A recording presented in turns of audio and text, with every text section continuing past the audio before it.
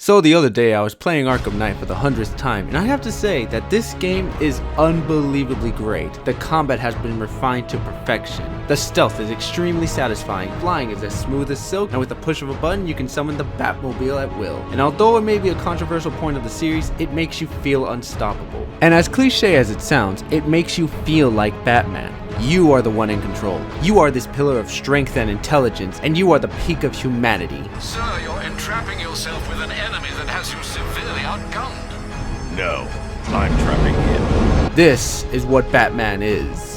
And then that got me thinking about the Batman character. This game was released back in 2015 and is part of a franchise that started all the way back in 2009 that was heavily influenced by the animated series that premiered in 1992, and it keeps going all the way back to 1939. Basically, Batman is old, but he's still relevant to this day, and that got me thinking about characters who also have a long legacy behind them. Mickey Mouse debuted in 1928, making him 92 years old this year, and Bugs Bunny made his official appearance in 1940, but there were prototypes of him just 2 years earlier, making him older. And these are just a few characters I can think of off the top of my head. There are a plethora of other characters that are just as, if not older than those previously mentioned. And this got me thinking, what makes a legacy character?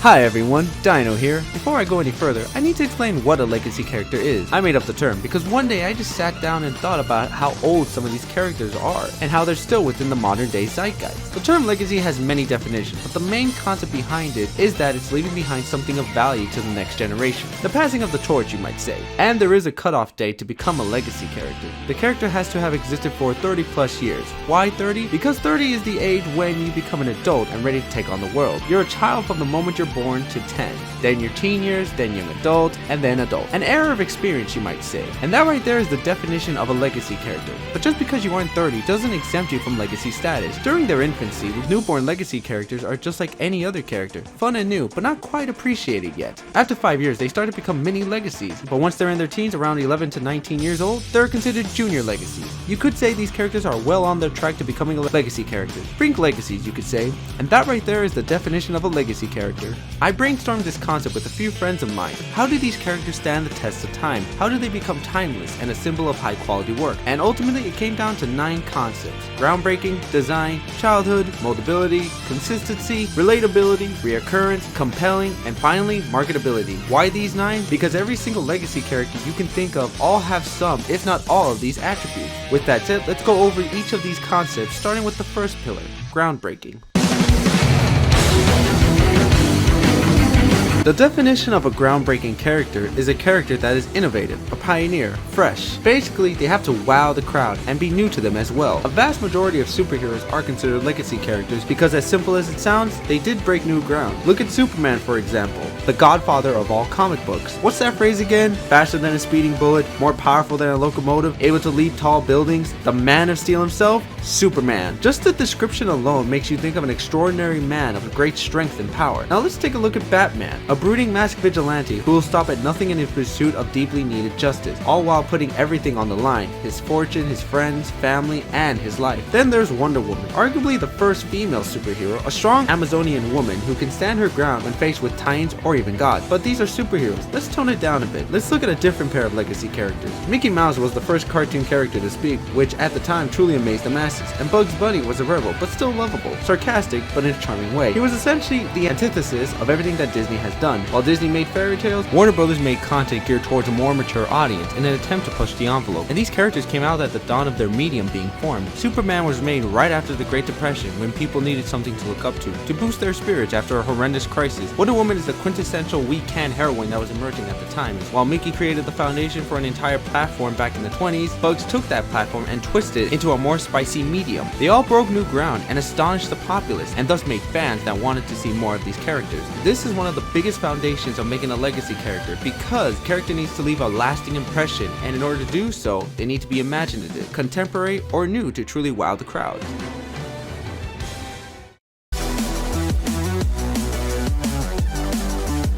But you can't just pop into existence without a unique form. You need to have a shape to yourself, and that's where design comes in. As stated previously in my Incarnate review, the art style is the foundation of any storytelling, and that also applies to designing the character as well. What will they look like, and how will you portray what type of character they are? To give you guys a feel of what I mean, I'll do a quick rundown of a few diverse characters and how they're designed. The greatest example of a design is Spider-Man, because his design is simply remarkable. He's just a man in a skin-tight suit with webs and spiders thrown onto the suit to indicate that he has the powers of a spider. And that right there is the basis of all legacy characters. They have to be simple and yet remarkable at the same time, because they're clay models for the story. Ran Saburaya from Mushielako is tall and has battle scars on her hand, indicating that she's a fighter, all while wearing a tuxedo vest and bow tie, showing that she has a job as a bartender. And you would think she would take herself seriously, but no, she's very childlike and free-spirited with her optimistic smile that's always on her face. Jotaro from JoJo's Bizarre Adventure is this monolith of muscle and stoicism with his popped-up collar, indicating that he's a bad boy, with a chain on his side. Father from Kids Next Door. He's a silhouetted man with a bit of hair and a cigar in his mouth that's surrounded by flames, showing off how evil he is, and so on and so forth. Designing a character to be visually appealing is vital, since this is what the audience connects with when they think of them. And that is why this pillar is just as important as its groundbreaking counterpart, and the design has to invoke some form of childlike wonder to the populace.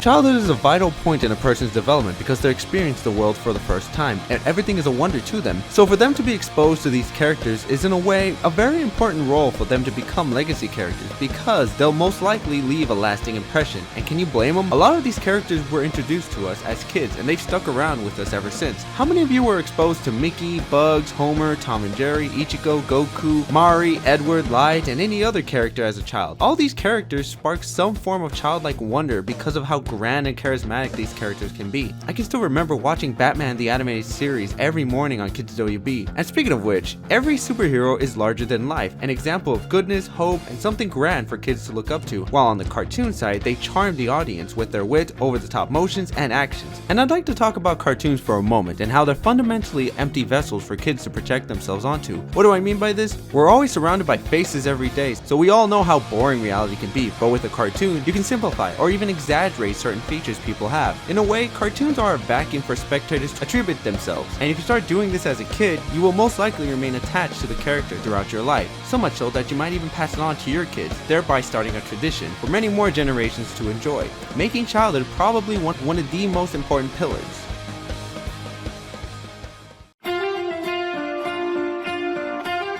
But if these characters are supposed to transcend generations, they're gonna have to be moldable, because they have to be able to adapt to whatever situation that's thrown at them. They're essentially clay models for their story, and in a way, they have to be situational. You can throw Batman into feudal Japan, or Daffy Duck into space, Samurai Jack into the future, Mickey Mouse into Italy. The possibilities are endless. And it's not just the setting, you can also mold their designs a bit depending on what you want. I know I keep going back and forth with this group, but superheroes are perfect examples of moldability. How many iterations of these characters have there been? Far more than I can count, and it also harkens back to my design section, in which they have to have a straightforward diagram to the character, and with that simplicity, you can go crazy on their design. But as long as you keep the same attributes the previous incarnation pertains, they will remain familiar enough and still feel like the original self, but better, or you could even say they've grown up a bit.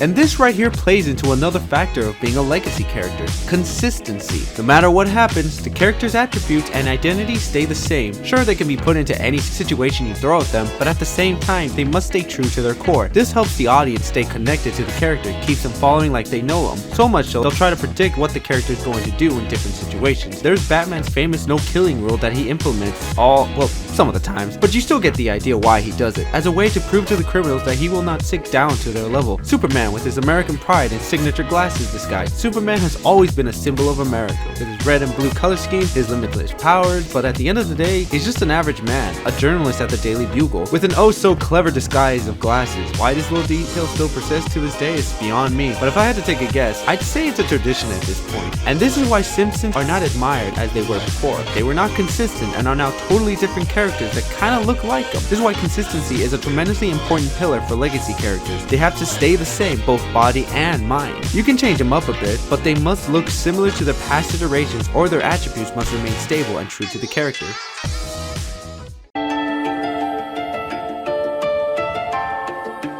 By creating consistency, you create a feeling of familiarity, and soon enough, people will start to feel like they know the characters. Suddenly, they become relatable. A good factor that goes into making a legacy character is making them relatable as well, and how you do it depends on the character. They can all be grand and extravagant, but if you don't ground them, you lose your audience fast. Great example is Superman. He may be one of the strongest characters in fiction, but when he's not Superman, he's Clark Kent, a mild-mannered reporter from the Daily Bugle, and he wears glasses to hide his disguise. And here, we see the humanity to him. He's a kind and gentle soul who will sacrifice himself for his fellow brothers and sisters. Then there's Goofy, a wild and eccentric character, but who at the end of the day is a loving father and a working class man. He's obviously clumsy, but he has a good heart and knows when to take things seriously. Edward is a great example of not just a child, but a character in general. He was just a kid when he made the biggest mistake of his life, trying to bring back his mom, and that decision cost him his arm, leg, and his brother's body. And ever since then, he has taken full responsibility for that mistake and does whatever he can to get their bodies back. Taking responsibility for one's own actions and ultimately achieving redemption is an essential part of not only a character's growth, but your own growth as well. And there are numerous other little quirks, as discussed before, that all these characters have, whether it be Jotaro's love for dolphins, Majima being best girl, Bayonetta's disdain towards cockroaches, Yoshi committing tax fraud, Ryuk's love for apples, Batman liking Sailor Moon, Popeye's love for spinach, and many other little quirks that they and many other characters have that can humanize them to the audience. Characters also have to walk a fine line between appearing consistently and getting old to watch. They have to stay relevant, but if they overdo it, they risk losing value.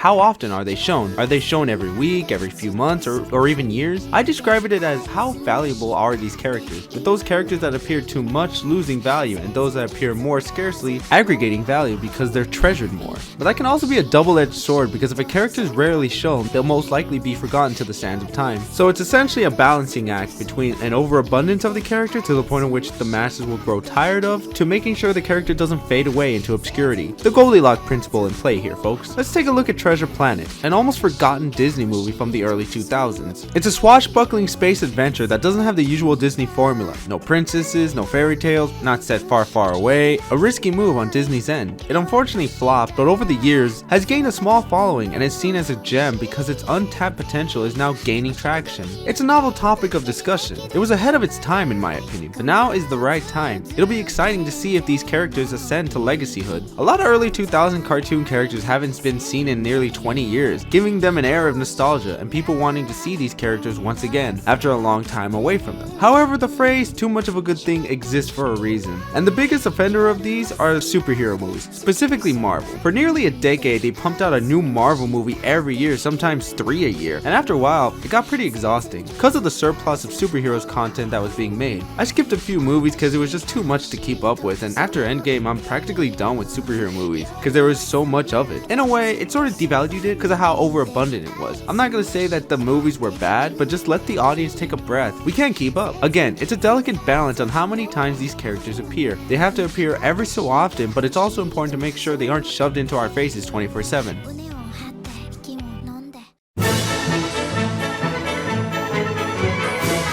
To go back to the relatable point I made earlier, it's not a bad pillar, but it shouldn't be heavily focused on, because relatability can often lead to a very dull and boring character. Because let's face it, being relatable is boring. So the character has to be compelling or fascinating to captivate the audience. They must have conviction and passion behind them in order to enthrall everyone into wanting to know or see more of the character. A perfect example is Zuko from Avatar, the bald kid, not the blue people. Because yes, he did start out as a whiny little prince who shouted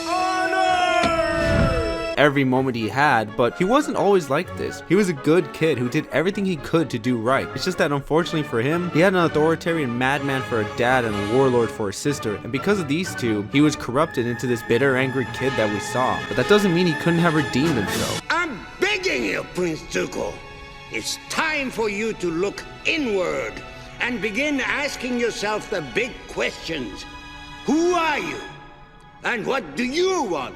With the help of his uncle, he changed and was on the path of redemption. Sure, he was corrupted by this vague sense of honor, but he realized that his honor was put on him by his fascist father, and he decided to make his own path. He went from horrible little prince to a neutral party, to a brand new happier Zuko, to corrupted by honor, and to redemption. If that ain't compelling, I don't know what is. Another great example is Aqua from Little Witch Academia. She's this little goofball girl who simply wants to be a witch, and she's so passionate and optimistic that you can't help but root for her even if she fails time and time again.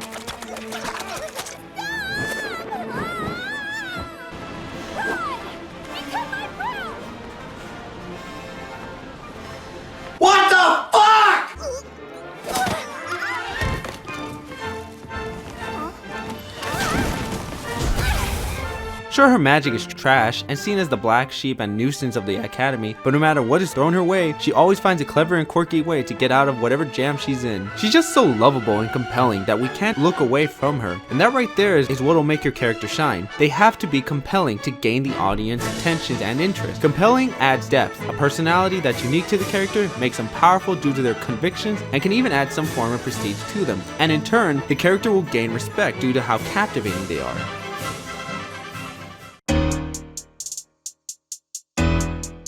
And finally, we reach marketability. This pillar is so easy to explain. A lot of these characters are owned by corporations, and their bottom line is to make money. And how are you going to turn these characters into paychecks? Well, simple. Merchandise them. All I really wanna see is the I don't really need at the end of the all a bad bitch need is the Slap their face on everything: t-shirts, lunchboxes, toothbrushes, nuclear warheads, shampoos, buckets, and most importantly, how toyetic can you get? Toyetic is a word created by marketing people. It means an object or device featured in a cartoon that could easily become a mass-produced toy. that's right. How many toys can you sell of these characters? No, seriously, how many action figures are there of any superhero? Thousands, if not millions, all to promote the brand behind the toy. Legacy characters like Optimus Prime, He-Man, Hello Kitty, G.I. Joe, TMNT, Street Sharks, and any cartoon from the 80s all exist for no other reason other than to sell toys. All these characters are mostly mascots for their companies. Take Sonic for example. I classify him as an artificial legacy character because his existence is to be cool and fast compared to the fat boomer known as Mario. Yeah, he does have heart, but his main attribute is to be the coolest kid in the block, and it doesn't help him at all. Sonic's just a joke, a meme nowadays. It's why the cool kid trend doesn't last for long. They'll age like bread when they should age like wine. A great example of a legacy character with no merchandise behind them is Calvin and Hobbes. The creator outright refused to have any merch because he knew the dangers of making his work into a marketable product for the masses, which even the heart behind Calvin and Hobbes. He was right. The ongoing popularity of Calvin and Hobbes, despite having scarce merchandise, shows us that people truly value the characters. Their ability to stay relevant without any merchandise is impressive, but just because these characters might be mascots for giant corporations doesn't mean that they are not part of a fantastic story. Avengers tell a grand narrative the likes of which people will speak of for generations to come.